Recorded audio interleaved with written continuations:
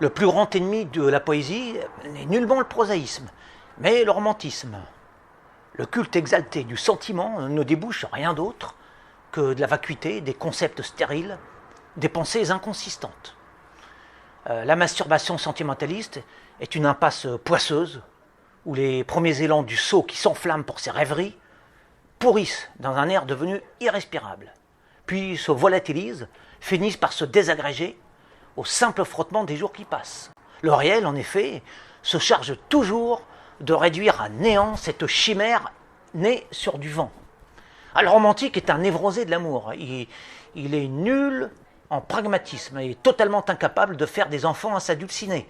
Il ne cherche qu'à produire des songes lointains, de longues phrases creuses, de belles idées vides, mensonges brillants et illusions flatteuses qui lui font perdre tout contact avec le sol.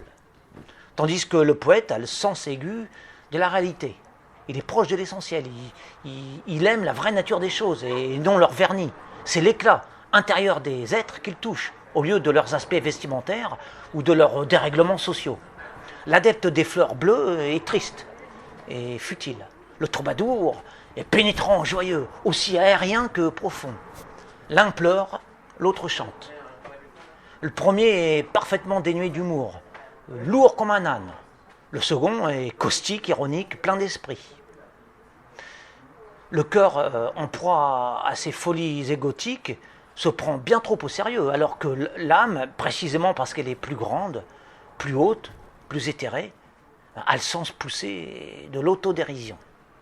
L'héritier de 1830 est une dégénérescence. C'est l'homme qui ne regarde plus que ses pieds, une larve avachie, dans les ombres et mollesses morbides de sa propre fatuité, au contraire du détenteur de la lumière céleste, qui, quant à lui, engrosse volontiers sa femme, tout en lui récitant des vers fins ou en lui disant drôlement la liste des courses, preuve d'adaptabilité au monde et d'amour véritable de la vie, inconcevable pour le malade atteint de romantisme.